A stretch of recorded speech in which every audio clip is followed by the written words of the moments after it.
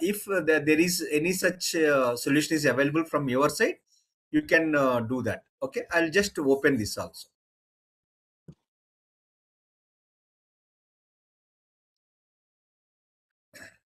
So that they have published one opportunity on Intel digital readiness program. Okay, just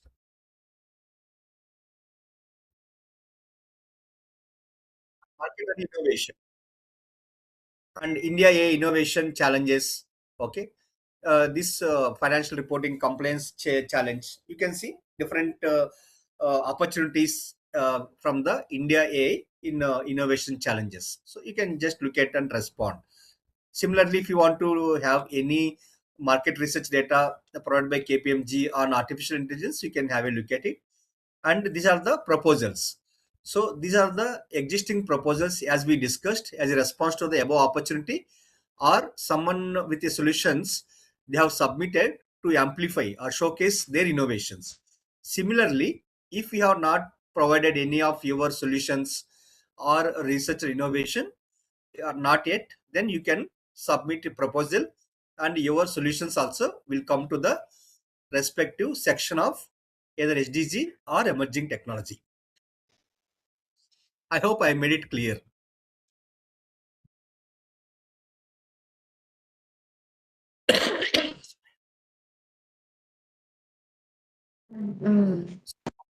About NAM College of Engineering. Okay, this college has showcasing their innovation, AI-based smart road hazard detection system for sustainable mobility.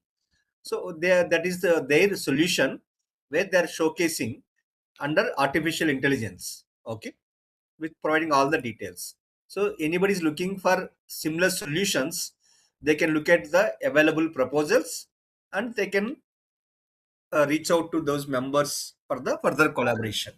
So this is how the you can leverage Manthan as a solution provider. As we are talking about your research members, your faculty, your students also, anyone who is having the domain expertise in any technology or specific business domain, any subject matter, they can register as themselves as the subject matter experts. So basically, a demand side user they'll choose any collaboration with the SMEs in a particular specific area if they wanted to any kind of collaboration. That's how they'll kind of leverage the uh, these SMEs. Okay, fine.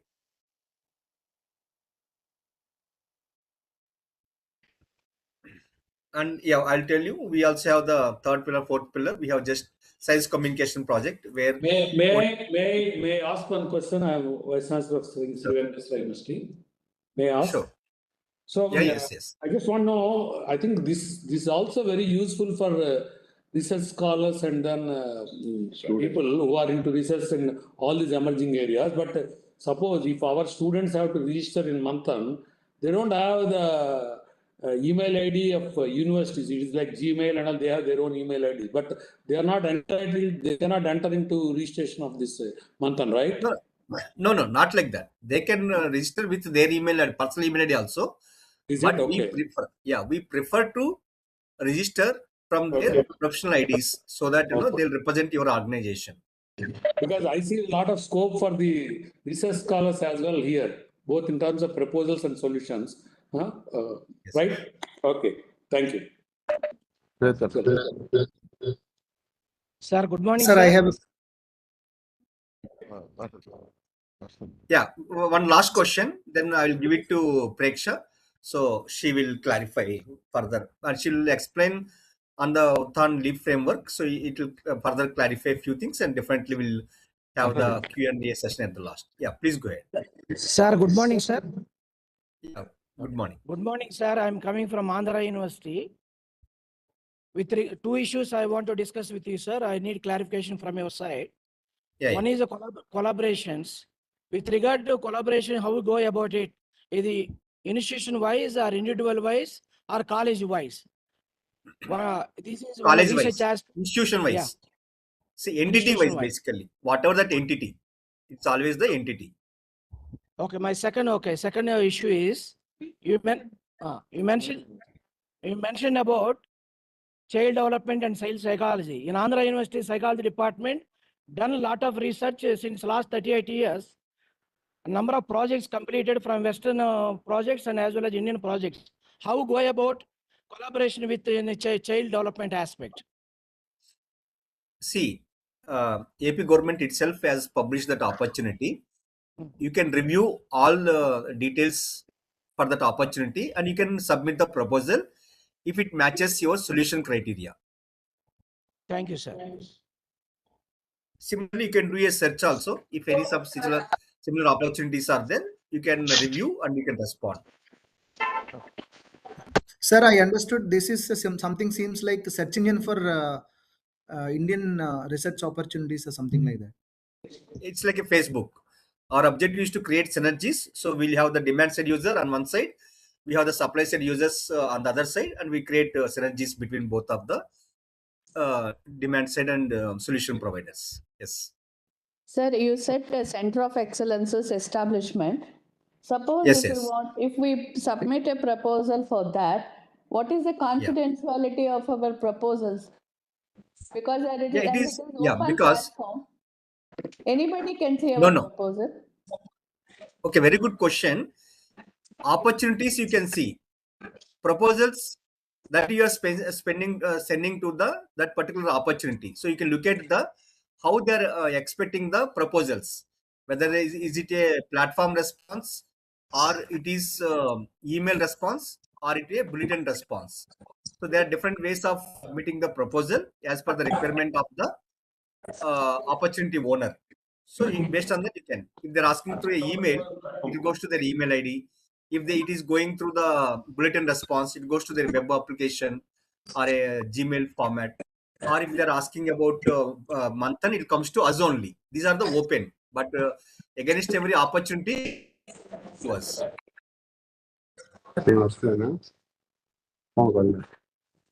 Okay. Thanks for your valuable time. I hope I have clarified some of your doubts.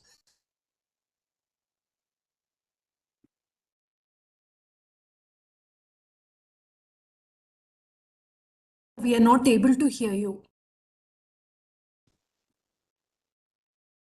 Yeah.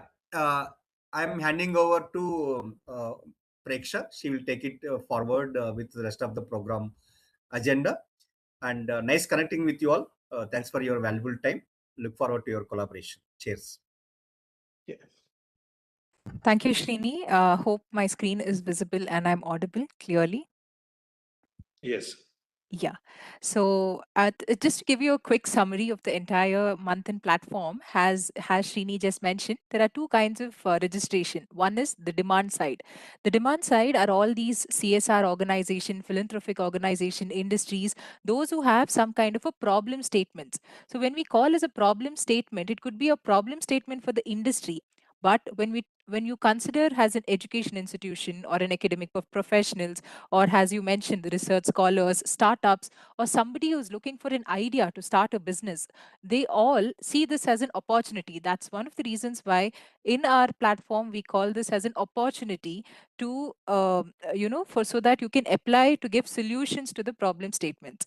So in this strategic alliance division of ours, we have three initiatives, that is Manthan, UTTHAN, and RSVCs.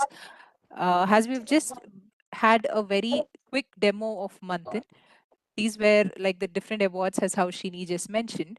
So what would I also want to tell, that one of the dashboards what Shini highlighted, but I would love to again repeat it once again, is today we have raised almost 9,000 crores of opportunities in Manthan. So that means every opportunity that is available from the industry has some or the other kind of a funding that is available. Plus, with this, almost 2,000 crores of funding has already been disseminated. And all of these startup winners, that is somebody who has provided different kinds of solutions, all of their stories has been covered in, we have a collaboration with Netflix. So in Netflix, we had a series called Inspiring Innovators, which you can check. So with this, we are not going to just you have given a solution and you've forgotten, nothing like that. We would understand what was the project outcome. Also, the best of all will also be featured in some of the other national platforms as well. So this is the leverage what we have here. With over 958 opportunities sourced and 421 successful collaborations. As how Srini mentioned, we work with 17 line ministries and across marquee clients. So one of our centers of excellence, I would give you a very good example. In IIT Palakkad, there was a center of excellence on sanitation. So here, HDFC Bank was our initial sponsor. So later, which Bill Gates and Matilda Foundation came on board and met our PSA personally and decided to have 100 crores of funding for IIT Palakkad on sanitation projects. So this is a leverage what we can have from the PSA side, what we're talking about. So as Shini just mentioned, we have 4 opportunities and you've already gone through all of it. So we had opportunities showcasing, then exhibitions, that is, that in the industry who has exhibited can also have an opportunity to showcase it.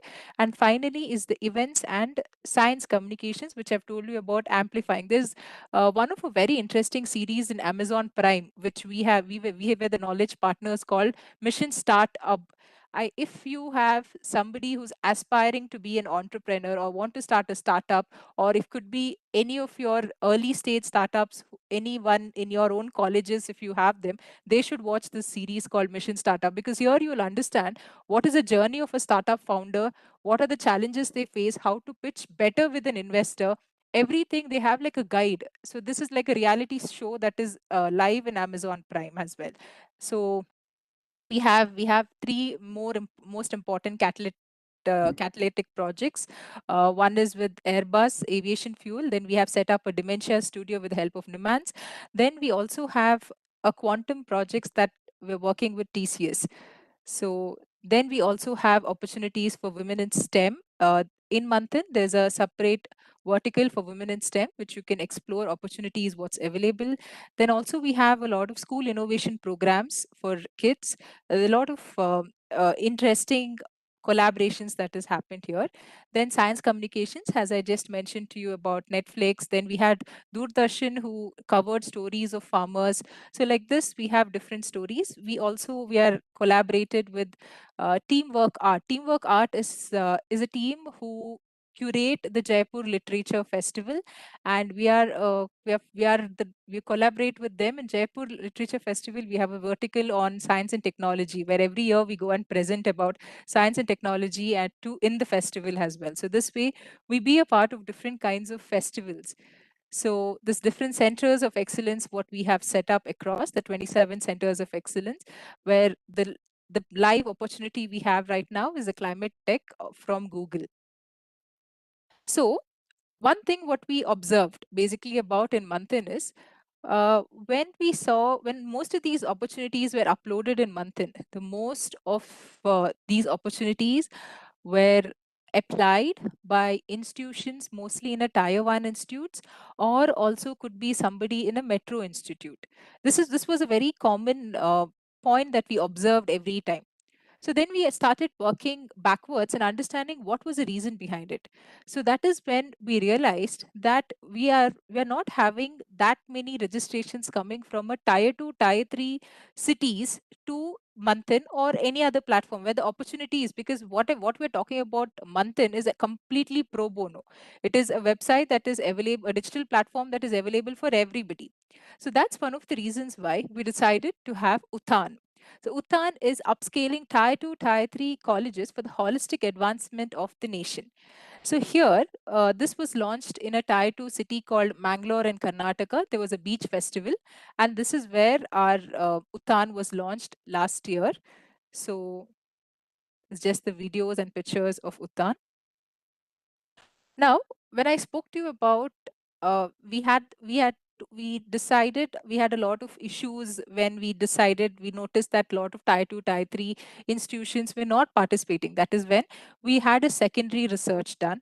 We had different roundtables that we had conducted on different topics basically, and we had multiple experts who had come on board to basically understand what was a problem around it. And that is where these were few of the challenges what we noticed in most of the tier 2, tier 3 education. Could be like sometimes we noticed there was an inadequate infrastructure issues, there was faculty challenges, could be a shortage of faculties or qualified faculty sometimes in some of the institutions.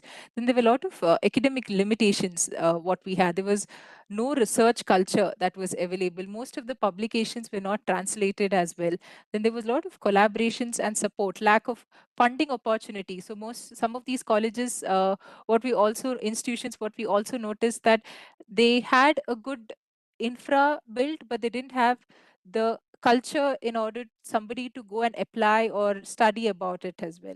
So these were few of the constraints that we had noticed. So that's one of the reasons why we designed two main pillars for UTTHAN. One is the capacity building programs, that is for faculty, students, and basically for the and overall advancement of the institute. So we have different kinds of capacity building programs, where I'll go through each of the programs that we have done last year as well.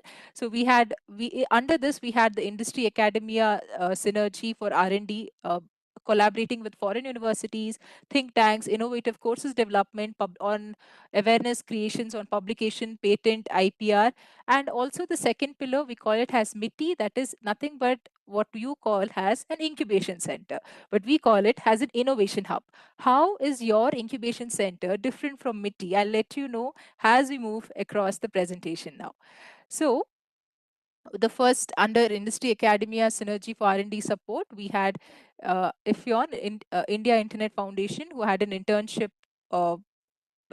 internship, and we had multiple colleges across India participating in this. I'll just quickly go through these programs, what we had done last year. This was another internship program, what was done, that was basically for R&D support. So again, they gave different problem statements. So where the institutes participated, and it was focused only for tier 2, tier 3 education institutions itself. Next, we had collaborations with University of South Wales. So this was with the Tumkur University, what they had collaborated with for 6 months. Faculty from University of Wales had come to Tumkur University, and they had an engagement program, post which they had the trainings done, post which few of the winners of the Tumkur University had a chance to go to University of Wales. So this was a kind of a program that was done last year as well. Next, with the help of Knowledge E, we had different kinds of programs done, that is basically on basis of I think it was a basics of AI is what we had learned, focused on. Then we had again training programs on data analytics, data warehousing, databases for multiple colleges across what we had. We had YouTube Health coming on board. So they wanted to develop different kinds of courses. So that is when we collaborated with NCBS, National Center of Biological Sciences, where they came up with 3 different courses for YouTube Health, because they were focused more on health sector. So there was one course which is already live in YouTube, that is Microbiology, the Invisible World, where it was more of focused for college students. It was like the audiences were divided into 3 different categories, and they had different seven videos each, 7 modules each of these courses were already live. Then we had AMR awareness for medical students, and finally the last courses was yeah, I think we could share the PDF post this conversation, surely. Yeah, and we had another course done to the health workers. So this is getting curated right now. So this is one of the innovative course development what we had. One of the success programs what we had of last year, I could say, is when Taylor and Francis came on board and had an event on publishing. We had 4,000 plus colleges across nation which had signed up for this, and so many it was a very good impactful program what was organized, which 4 mentors from these different, like during the event, they identified few experts, and there were 4 mentors who were hired by the Taylor and Francis, who became experts for the next series of their program as well. So this is the leverage what we have with industry programs as well. There's one more we had with Springer Nature. So here we had Springer Nature decided on 3 main aspects, to focus on 3 main aspects. One is research integrity and ethics. Next was open access awareness, understanding what is the publication, how to publish all these models about that. It was focused on. And the third one was for book publishing. So this year, again, they're going to. Yeah, this year they're again going to be coming back on integrity and ethics aspect, and they were having a different set of courses from the Swinger nature as well. Next, knowledge E, they had for paper presentation different courses done. Next, we had multiple experts in this expert panel. We also had our PSA, Professor Ajay Kumar Sood, also who had given his knowledge on IPR awareness through Yuva Manthan platform that we had organized here. So this was about the capacity building part. Now let me come to the MITI part. In MITI, the MITI stands for Manthan IFIA. IFIA is International Federation of Inventors Association. Tier 2, Tier 3 Technology Innovation Hub. So the meaning of IFIA is like a consortium. So basically, this was it was opened in Geneva, the headquartered in Geneva. So IFIA is somebody like an organization who affiliates an inventor. For example, if you have somebody who's invented a product or any kind of a product, basically he gets an INV title before the name, just like how we have a doctor title. So this organization has a capacity of affiliating. Why IFIA is a part of MITI in a very prominent manner is we want more innovations to come up at MITI. So that's one of the focus. And how are we different from another in incubation house? This particular innovation hub is a consortium of different industry partners who are collaborating with us. So now it could be like on different options of setting up, setting policies, then developing courses, developing SOPs, developing different cohorts and training programs, and they are also connecting the industry. Now, if we give you a problem statement, you need somebody to handhold you as well to understand, to solve. So that is where also we have some kind of industry partners as well. So this is the different industry partners and how what are the different activities that they have. So one is a policy and one particular industry, how they work with policy and guidelines, setting up incubators, operation funds, technologies, and market. So we have different MITIs that's already set up right now in different cities.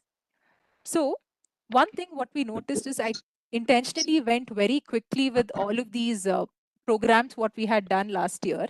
There's one of the main reason why we noticed one gap. The gap was, yeah. Can you all please mute? Yeah. So there was one gap that we noticed, everybody, is we came up with so many interesting programs, but what happened was some of the college who had participated could have basically had, you know, like we cannot, an Ajay Garg or there's a different kinds of university in the same area, we cannot assess everybody in the same way. So that's one of the reason why we designed something called as the UTTHAN Leap. UTTHAN Leap is learn, engage, accelerate, perform.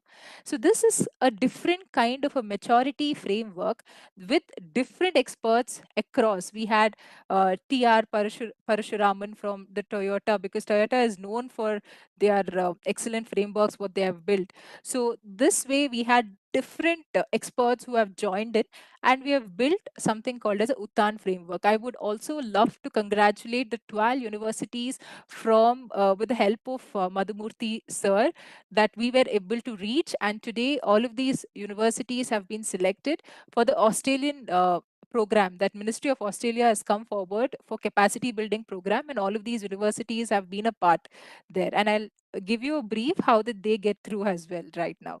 So this is where we are focusing on the 6 main sectors, domains, that is energy and EV, semiconductor electronics, climate risk, space tech, health and bioscience, and sports tech. Why 6 domains? It's because when industry gives a focused problem statement, now if I ask you a question, can you name top 5 sports universities in India? I think from we as a government also, we don't know what the top 5 sports universities. We don't know what's happening in the institutions. We don't know what kind of research, what kind of lab facilities are available across institutions. So that is one of the reason why we have made it domain specific, and we are having a different kind of questionnaire built. So this questionnaire has 3 phases basically. The first phase is called rapid assessment. This is where I think the 12 colleges were selected. That is, we had sent a questionnaire wherein to access to this questionnaire, you have to log in.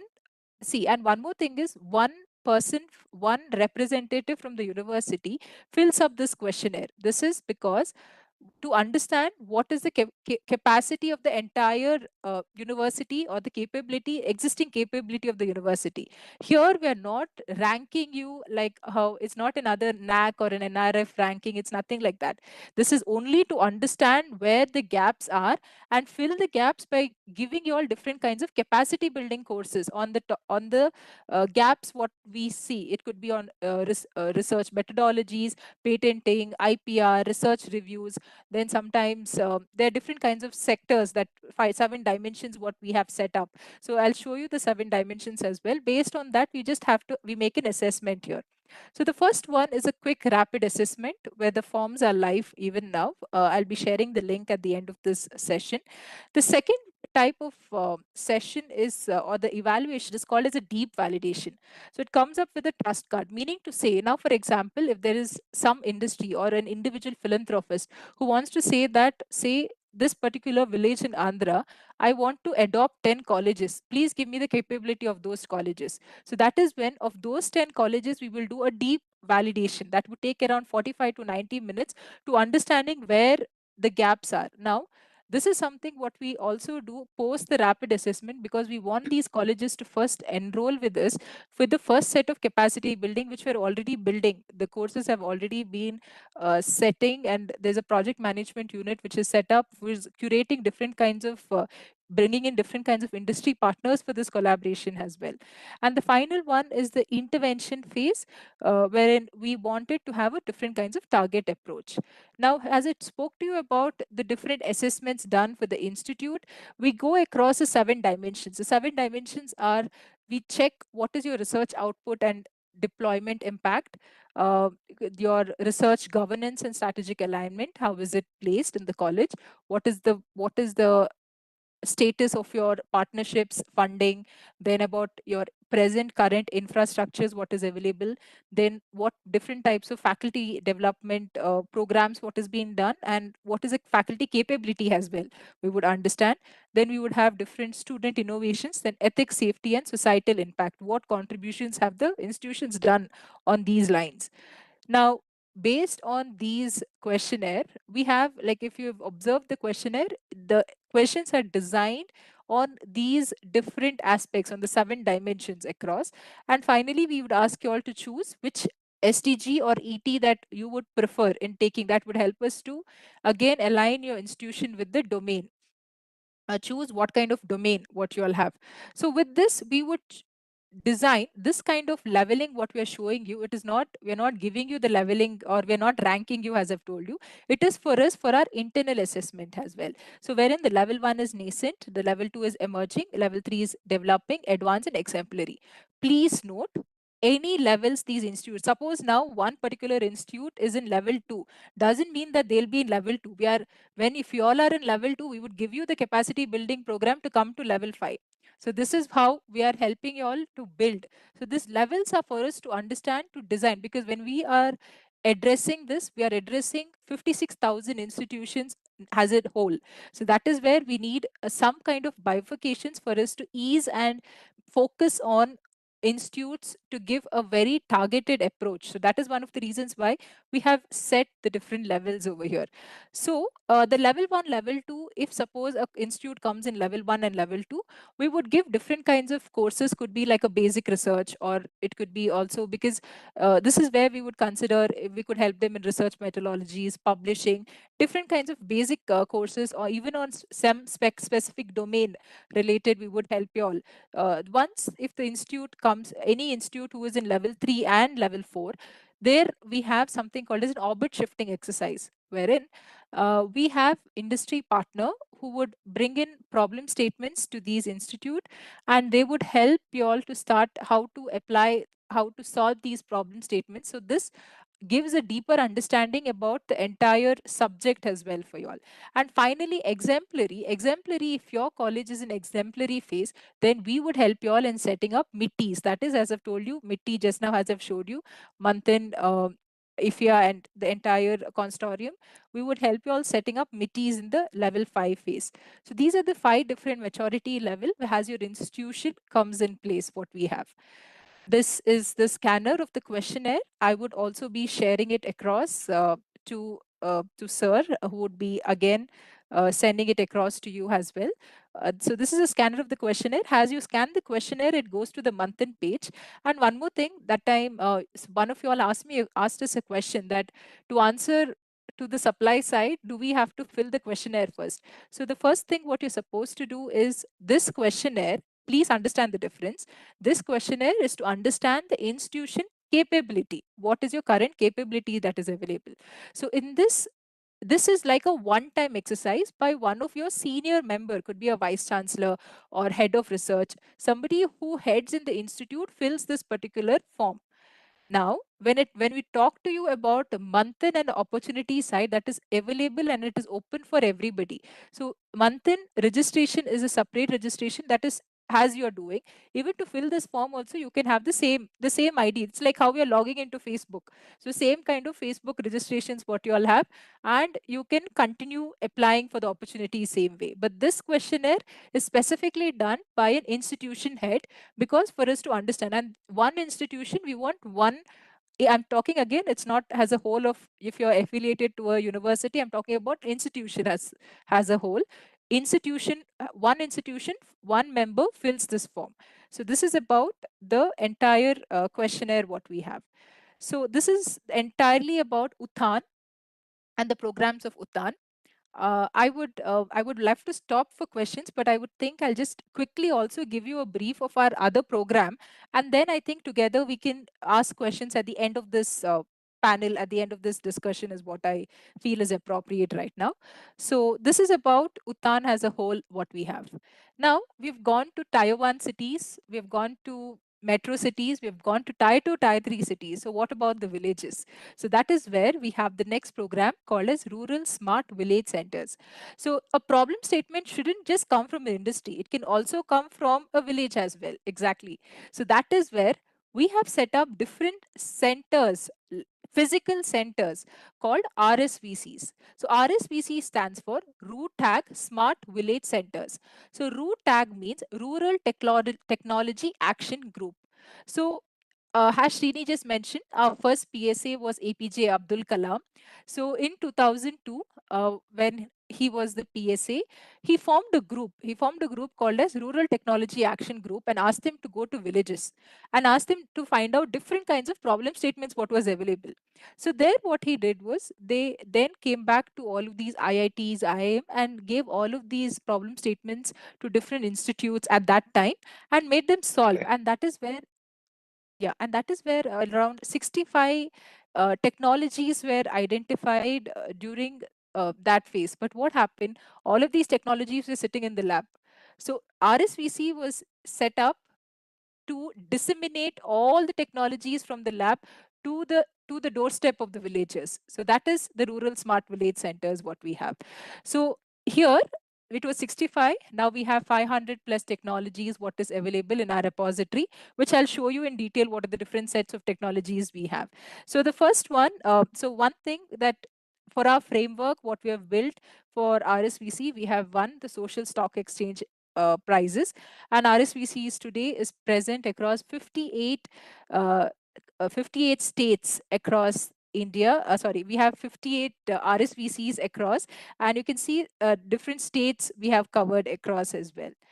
Now, we have also been featured in the Indian Economic Survey. So this is where you can scan the article. I'll be sharing you the deck as well, where you can click on the link. So basically, we are from next year, a budget will be allotted for RSVCs as well. So this is where we have already been featured here. Now, RSVC works on a framework. The framework is hubs and spokes model. The hubs model is where we have our committees. That is, the first committee we have is NABARD, who is managing the important part of here. One is technology sandboxing. Then if there are PACs or PMSKs around your place, we can convert that into an RSVC as well, a part of that. Then if any kind of technologies that is available in this RSVCs, disseminate it to and give market, different kinds of market linkages as well, helping in funding, finding implementation partners, which is very important, and then capacity building and training of the villagers as a whole is where NABARD plays as a role. Then there are different members. We had the governing council, technical committee, advisory committee, and our different implementation partners who have been helping us setting up RSVC. So this is the hub. When we talk about the spokes model, that is when an RSVC is set up, we would at a panchayat level, for example. So an implementation partner will be a local NGO partner, and any of these administration or any of these administration sectors also become. So in some of the cases in Mangalore, we had an institution setting up RSVCs as well. So institutions also come forward to give set up RSVCs. This RSVC strictly should be present somewhere where there is good footfall around that area. And one more thing is RSVCs are generally for the welfare of the villages. So whatever we are bringing in technologies or anything, it is not, we want villagers to have, it's more like a marketplace wherein we are giving you a lot of market access. We're bringing in a lot of people, and all these technologies, every technology what we have is everything validated what we are bringing into you. So the head of this particular RSVC should be a lady from the village, preferably an agricultural student or anybody who has completed any of the agriculture related courses, or anybody, a woman, or else an ex-serviceman. And we cross it, we have it around 12 sectors, which I would be taking you all in detail next. So as I've just told you what NABARD does for us. So NABARD has set up a center of excellence, and these are the different things what NABARD does it for us. So RSVCs are of three types. The first one is a technology promotion. The second one is manufacturing entrepreneurship. The third one is an internship program. So let's go in detail what is technology promotion. So this is a physical center of RSVC looks like. If you observe here, my screen. So we have a reception area, we have a training room, and the area with where the technology is that is demonstrated. Now, when we talk about an RSVC, we do not want you all to go and spend on an infra. We would want to set up an RSVC in an existing center. In some of the RSVCs, we have it in somebody's house. So basically, maybe they've left the house and gone abroad. So such kind of places also they have checked. So that is where the villagers have come forward and they've set up a lot of RSVCs, what we have. So this is the entire RSVC, what we have as a whole. This is one more EV model, what we have here. So RSVCs go across 13 tracks. The first track is the agricultural track, wherein we have different technologies from subsea coolers to different technologies what we have. The second one is the root ag technologies, which I've just spoken to you about. Then we have lot of around 72 livelihood options, what we have on board. Then we have renewable energies, related technologies, ed tech and education courses, small what we have. Then affordable housing, wash, fintech. Then we also have R&D for Tier 2, where Tier 2, Tier 3 colleges go and visit these RSVCs, go across these villages and basically do R&D. Next, one more thing is very important thing is usually there are so many government schemes that is available, and nobody knows where are these government schemes, and you don't know what is the exact website to apply.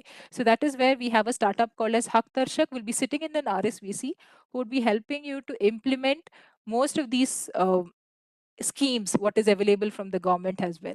So that is one thing what RSVCs. Then we have different assistive health technologies. The 13th track, we keep it open. We keep it open for that village, that particular village, what is there on that basis, we give it open. So what happens is when we design, when we now, for example, if we decide that this particular place is where we are setting up an RSVC, first we will have a baseline survey. So we have a template set. We would share you that form, how to do a baseline survey. You take a your implementation partner takes a baseline survey of 12 villages across that particular RSVC and understands what are the type of problems are there in the particular village. Now, for example, there is somebody who is into dairy farming and they have something related to could be on a cow lifter. if they want a cow lifter. So we have a technology available for that. So this way we do the matchmaking. So we only disseminate technologies which is in need of that village. So that is where this particular RSVC is how it is set. So these are the different case studies what we have. We have different places. We have Sabzi coolers. We have different our LCB fertilizers we have. So then you can see this lady showing the screen here. So she was basically an agriculture student who had passed out and who was basically selling papads and pickles at home. She was doing this business. So she came on board. Today she runs RSPC and she's teaching satellite survey to the villagers today. So that is how well you would get equipped. So we have ISRO on board. We have Market Mirchi, an app who would give market access to all the crops. We have drone technologies, as different kinds of technologies what we have. Next, these are the Sabzi coolers what we have. Next, we have solar affordable housing, RFID tag waste management units, then Tier 2, Tier 3 capacity buildings. So the animal intrusion. So these are the different case studies what we have.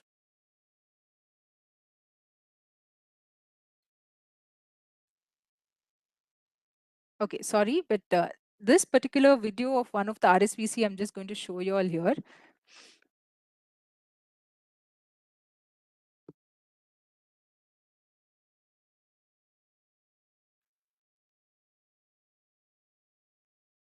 Another challenge.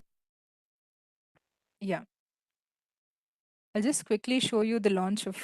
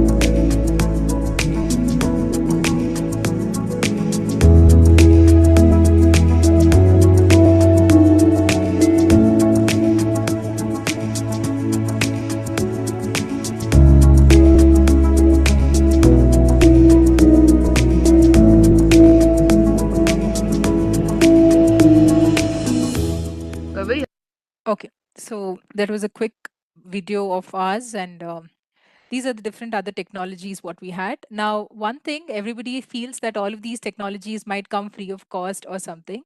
During the first 2 years of setting up an RSVC, we have to look for a CSR funding. Post which we want every RSVC to be self-sustained. So RSVC is something which now, for example, if there's a startup who has done any kind of innovation in that particular village related to agriculture, he needs a marketplace to sell his products. So RSVC becomes his marketplace, wherein we have a platform, online platform in Manthan called as RSVC Amrit. So he can upload his technology in Amrit, and NABARD validates his technology based on the validation. If his product is unique, he gets a market access of across nationwide of the product, where he can sell his technology across multiple RSVCs. And also there are individuals. So Amrit, I can basically compare it to Amazon. So it's an Amazon of what is available in Manthan. So this is an advantage of the RSVC. So when we talk about technologies, so every technology that you bring in an RSVC have to be paid, because there is some startup or some technology, some provider who's been worked on it. So that it's the same thing. So it's the same thing that, again, now for example, if you have a soil testing machine, an RSVC can give it out on a rental basis. That is basically you can have per soil testing soma. That is where it can generate different sets of revenue, and hence it becomes a self-sustaining model for the future. So this is where how the RSVC has been designed here. This is one of our grey water management project. What it's one of the case study what we have here. Then this is one of our technology called O Health. It's an app for health. For understanding. Then we have one more. The second type is manufacturing entrepreneurship. There are around 65 technologies which is available, which is free of cost. There's no patenting. You don't have to do anything. If you want to set up a manufacturing unit, so that is where manufacturing and entrepreneurship comes as a type 2 here. So we would help again. There's a lot of options of financial linkages that will be helping you, and there's market access also that we would be helping you to connect. So in the type 2 RSVC, we have something called as a Goshala model, which is specifically designed. If a Goshala has more than 100 cows, BAIF are our implementation partners. So here we have different technologies that is available, which would help in the help in generating revenue in the Goshalas as well. So next is different manufacturing schemes, what is available for, as I've told you, the financial linkages, what schemes, what is available, the different technologies, and the last track is the innovation and entrepreneurship, what we have. So that's basically tier 2, tier 3 colleges. We understand the village problem, they identify the problem, they work with it. So that is basically the entire detail about an RSVC, about UTTHAN. And we also have we're setting up 2 RSVCs not only in India. Today, RSVC is also been setting up in Kenya and Korea as well. So technologies from India is getting an international global access. So this is where we are standing right here today. So now, as we are open for questions, you may please ask any questions or anything if you have that you can ask, so that we can answer. Madam, this is Tata Narasimha, Vice Chancellor of Sri Venkateswara University. Yeah. This RSVC is a very interesting concept.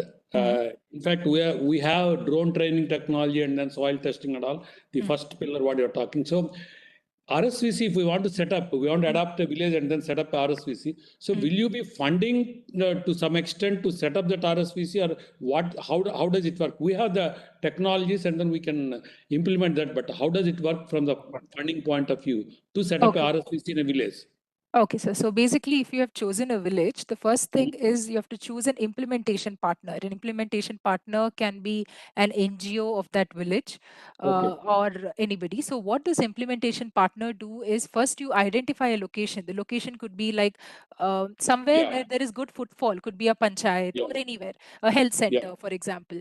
So from that place, they take a baseline survey. We would send you a form, a baseline survey of 15 villages. From there, we would from there, based on the baseline survey, we would see what kind of technologies will be available for that village, understanding the problems. Based on that, we would give you a thing. Now, we don't have funding. We don't have funding. We don't help you all with funding, but we would connect you all with the CSR partners where you have to take the conversations forward. That's all that we can do with you. That's good enough. Yeah. Okay. Yes. Because if we go through you to the CSR partners, definitely that will have a good edge than we directly going. Yeah, we don't assure this as well, because again, no, it but at depends least on that that. will be helpful. But with the connects of all our philanthropists Sure. whom we have, we can That's just fine. yes. Madam, respected Madam, I am Vice Chancellor Krishna Yes, sir. University. Regarding already we are planning every Saturday Mhm. going to the villages, sending 20 in a batch team, 2 from computer science, 2 from electronics, 2 from science, 2 from arts, NGOs, related education and medical teams, district officials. We already done SWOT analysis for village. We identified the problem.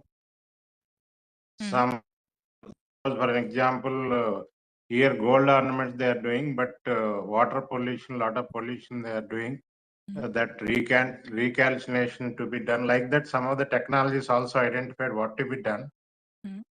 One is getting CSR is one part.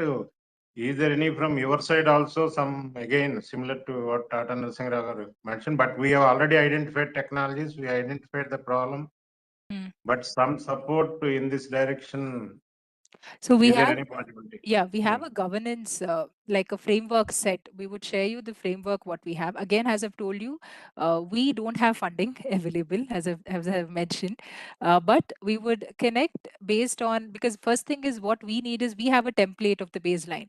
So once you fill out this baseline survey for us, it would be easier for us to understand as well.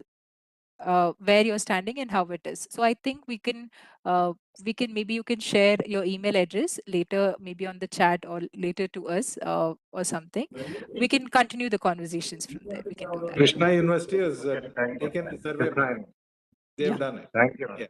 Yeah, thank you.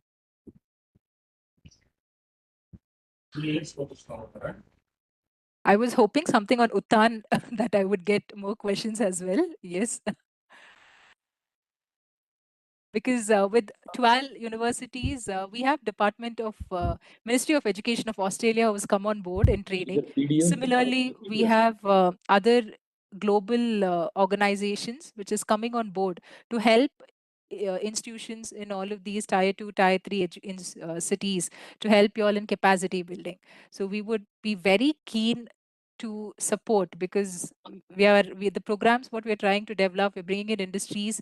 So it's just that you have to just take that step to avail this opportunity, I would say. Yes, ma'am.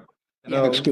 Based on your inputs, we could initiate the survey path from the 11 universities, and probably it was the right time for the assistance that we are likely to get from the Australian Yes. government. But this particular session that we had today would probably be an eye opener for many other institutions as well. And this gives them a broader idea of what we can do and what is required. Yes. Right? Yes. Yeah, I think, somebody is asking. So I have a Madam, there are some questions posed in chat box also. If possible, you can look into that. Yeah. Madam, excuse me. I have one doubt. Madam, we required the PPTs of your file, madam. Yeah, I'll share it to sir, and I That think will be shared. yeah. Yes, sir. Yes. That'll be Thank you, shared. sir. Yeah. Madam, I am Dr. Sunita from Vikram Semper University, Nellore. Madam, already we have implemented some programs by adapting villages Unnat Bharat Abhiyan. Shall we continue the same villages, or we have to go for another villages? No. It's the same village itself. No problem with that. Because see, RSVC, the main thing is what, we have a repository of 500 technologies already, which has been, so we are bringing in those technologies to you all. It is not, and that is a main aspect of how RSVC is different, basically. Okay. Yeah. So we can continue in the same adapted villages for this Yes. also. Yes. Thank you. RSVC is totally different. Yeah. But there are certain technologies that are freehold, right, Preshaji? What I meant is the ideas are freehold. That is the inventor, the 63 technologies where the inventors have not done patenting or anything. So such 63 technologies, the ideas can be set up into a manufacturing unit, is what we're trying to tell. Yes. So RSVC, we want villagers to do business. Basically, it's more of welfare of the village. That's main focus what we do.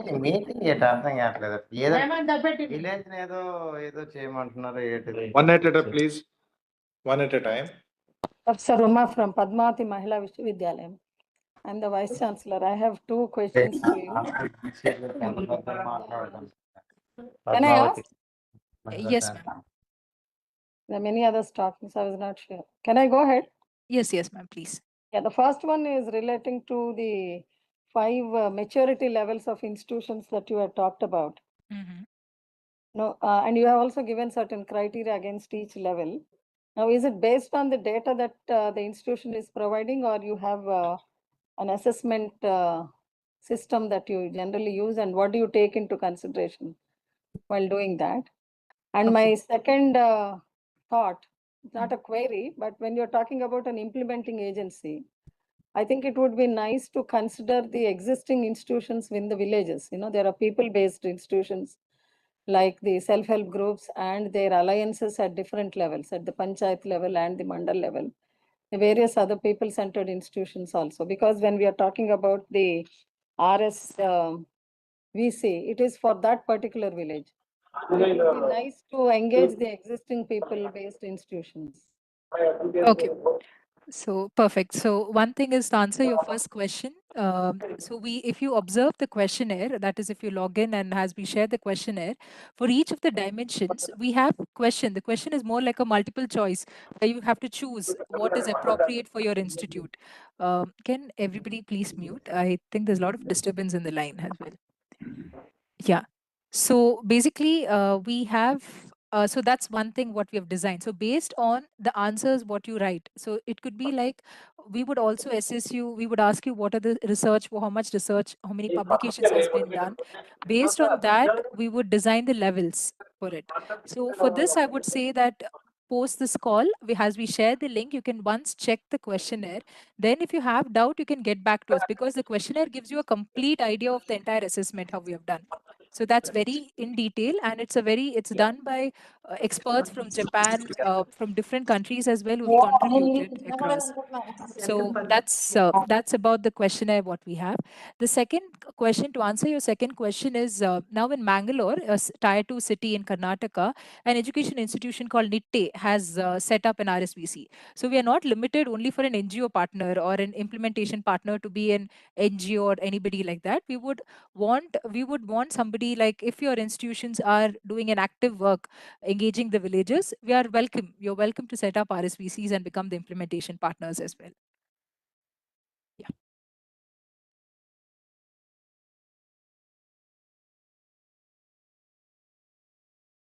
I hope I answered your question. Was there anything? Thank you very much. Yeah, thank you, ma'am.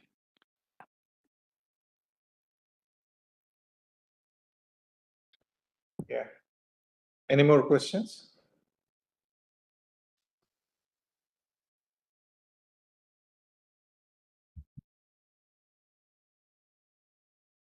Yeah, PPTs will be shared later.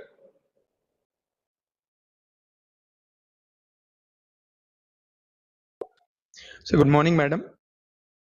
Good morning. Yeah. Yeah, madam. Today you discussed about Manthan, UTTHAN, and the third one is RSVC programs. Yes.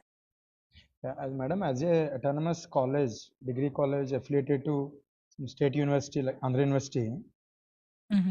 So can we register as an institution in all the three to Manthan or UTTHAN, or can we take an individual registration from the students? You already said, but yeah. So one thing what I told you as before as well. So yes, though you're affiliated to the university, you as an institution are independent. So see, when you're even enrolling for UTTHAN, you're going back to Manthan itself.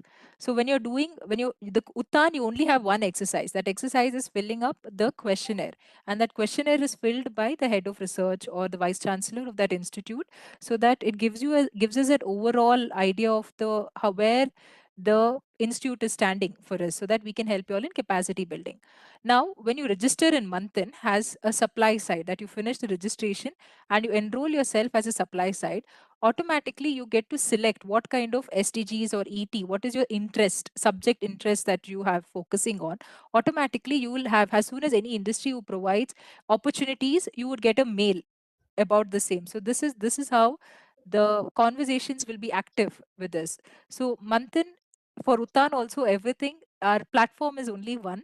We have Manthan itself, and as you register in Manthan, automatically, even in UTTHAN, if we have any programs coming up as well as an open programs, whatever we have coming up, we would again give you, you get an email notification as the same. The communication comes to the same, via the same medium is what I'm trying to tell. Only for UTTHAN questionnaire, I repeat again, only for the yes, UTTHAN questionnaire, we want the head of the institutions to fill, and only one representative to fill the questionnaire. Manthan, we have no restrictions to register.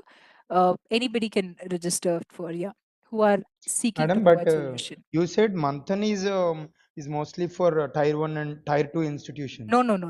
Maybe you got it wrong. What I said was, we've noticed that only tier 1 and metro cities were answering, and tier 2, tier 3 were not answering the Okay. thing. Yeah, that is where we did a capacity building so that you go back to Manthan and answer all the opportunities there. So as a tier 2 or 3 institute can so we have to register in our Manthan portal itself. Yes. Yeah, so madam, that is enough for registration, and no Uttam registration is needed, right madam? Yeah, that as I've told Yeah. you, the head of the Yeah, institute. That yes link madam, will yes. be shared from Akshay, who would I think email will be shared to you. Madam, if any faculty want to apply as a madam with limited infrastructure and facilities, supplier side, I think it is not possible. But as a faculty, so we may apply some. We want to apply some projects if the window is open. Yeah, you can share your proposals there. As Yeah. an opportunity is uploaded by any industry, all can share your proposals. Faculties can share your proposals in Manthan. Madam, Yes. so that individual, every individual, or if you're interested, every individual can apply. Yes, Based, yes. Thank you, madam. Thank you. based on the problem statements, Problem if statement. we have a proposal, we can make a proposal. Yes, sir. Anybody else? If there are no more questions, I should thank Madam Preksha Tej for having taken us all through the three modules of three initiatives of the PSA office, and for having clarified certain of our queries that we had on mind immediately.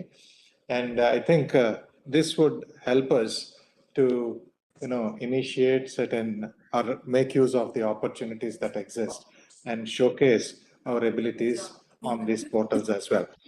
In addition to this, Sri Kancharla Srinivas, he has also, very well explained to us about the possibilities that we had with Manthan.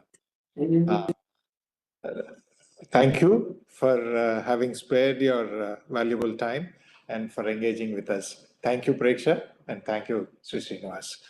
Thank you so much. On behalf of the AP State Council of Higher Education, we would try to coordinate, and Madam Preksha would also help us through the UTTHAN initiatives in case of any further requirements exist, and she would help us coordinate the next steps for our participation in this. But we expect that most of us would explore. Now that the website is available, most of the information would also be there, and the PPTs would be shared very soon after this presentation is over. Right? Thank you so much. Thank you. Thank you. Thank you, sir. Thank you. Thank you so much. And the vice chancellors and the distinguished members who are present here, I should also bring to your notice that there is a program that had been launched by UGC as well as AICTE with respect to the apprenticeship embedded degree programs, where there is a provision for students to undergo 6 months or 1 year of internship in the industry or with the sector skill councils. There are about 35 sector skill councils which are operating under the Ministry of Skill Development and Entrepreneurship.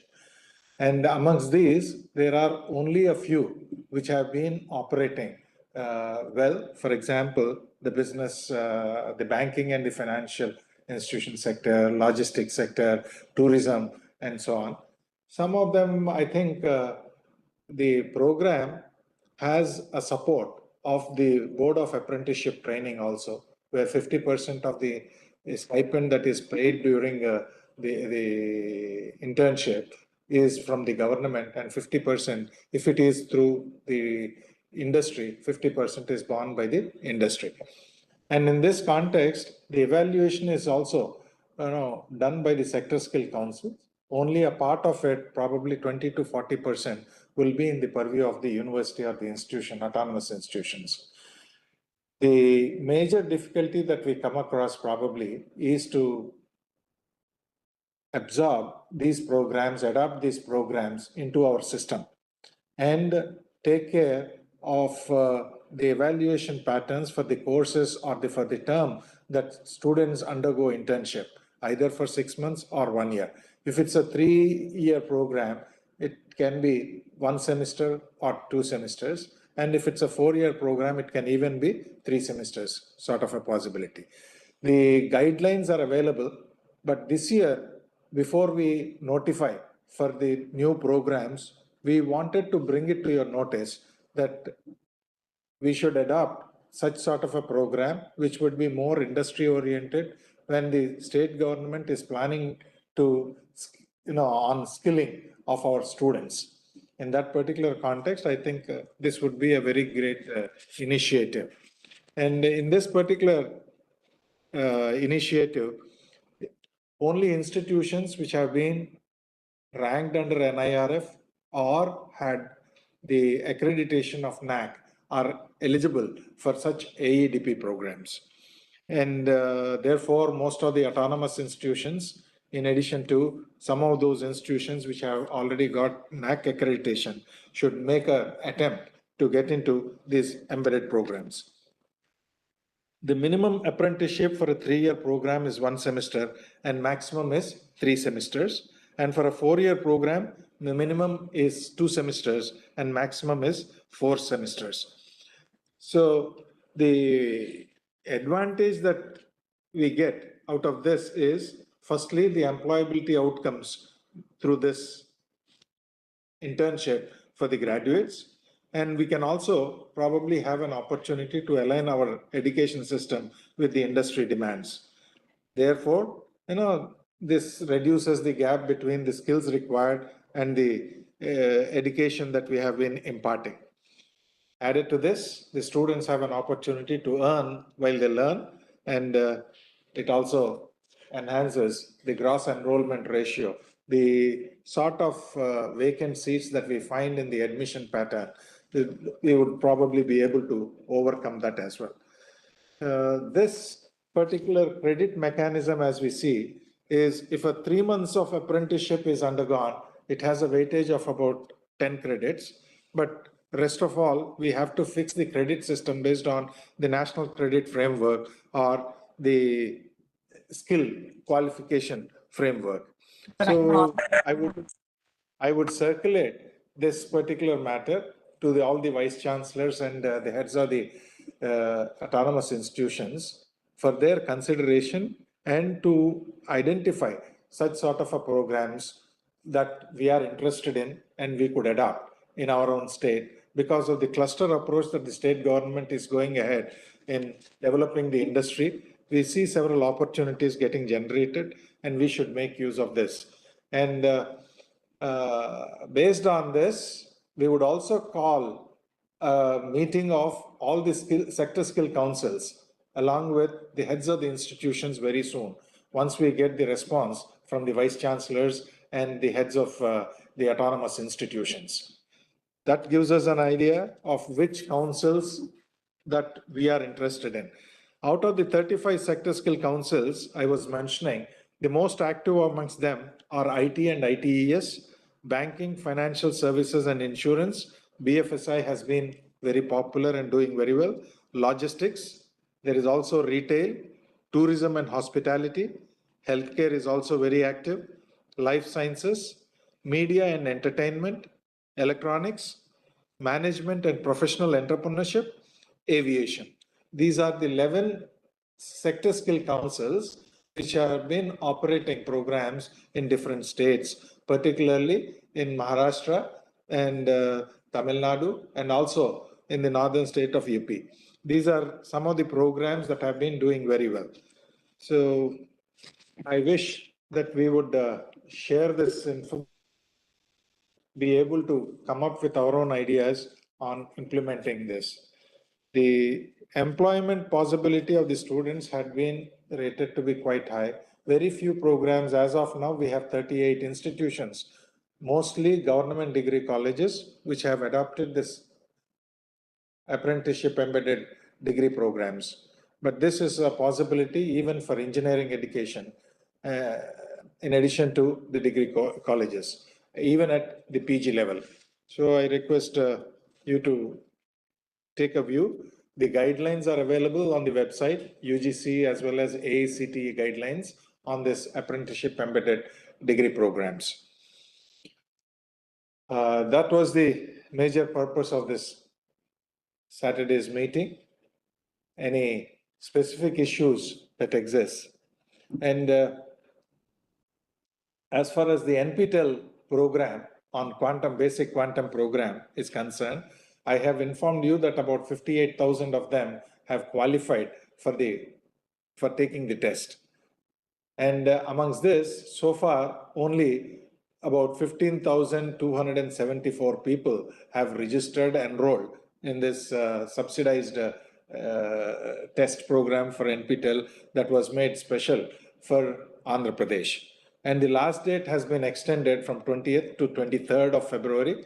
So I request the SPOCs to bring awareness amongst the students to do this. And we also created a possibility of mass registration, bulk registration by institutes like RGUKT, okay, where their registration is done by the institutes. So this is one other thing. Added to this, on 17th of March, 17th and 18th, there is another hackathon being conducted by ASME at Swarnandra Swarna Jayanti Institute in Swarnandra Institute at Narsapuram. Okay, 17th and 18th. SPOCs, please be active. This is another opportunity for students to show their creativity and curiosity on the problem statements. There are 5 problem statements going to give up being put up under the hackathon, and 40 teams would be chosen to participate in this. And there would be one prize winner. And therefore, these are problem statements which are in the manufacturing and the core areas. So let students participate and please bring in awareness about this. I would also pass on the link for this ASME hackathon, wherein Sri Ganesh has been in touch with the AP State Council of Higher Education, and we have combinedly decided to have this hackathon on 17th and 18th of March, right? So we would be sharing the PPTs of the PSA initiatives as well as the apprenticeship embedded degree programs, as well as for the technical programs and the hackathon. If there are any queries, you are free, or else thank you so much for sparing your time and being with us.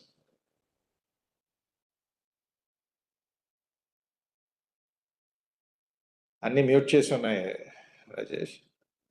Yeah. Hello, sir. Good afternoon, sir. Yes, ma'am. I'm Dr. Kusma from EC Department, Srivasvi Engineering College. I have Yeah. joined this meeting individually, sir. Yes, ma'am. How could I then?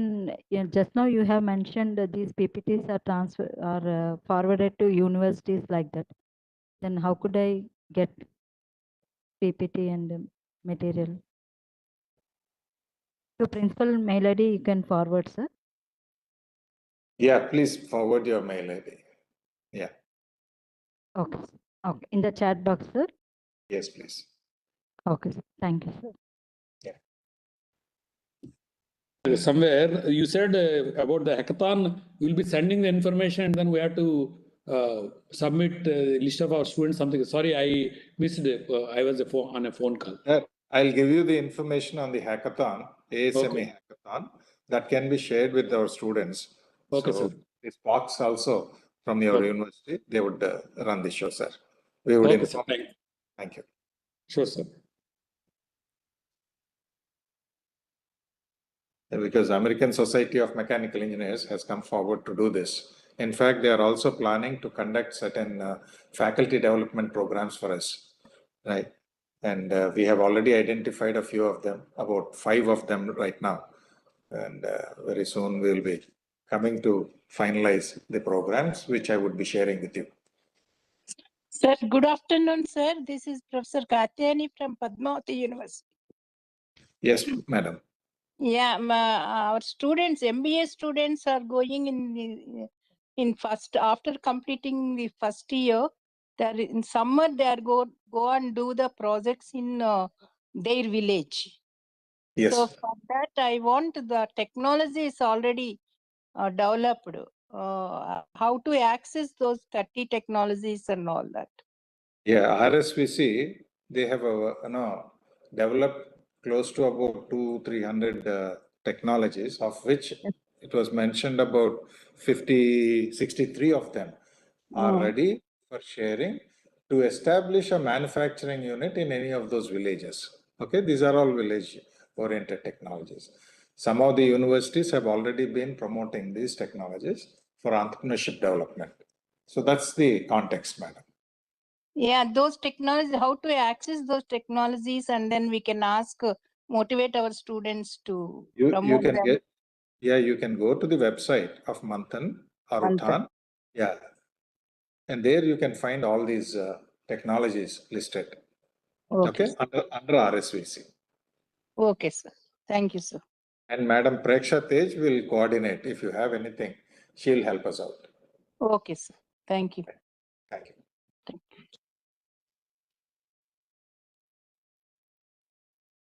Thank you. Thank you all for sparing your time.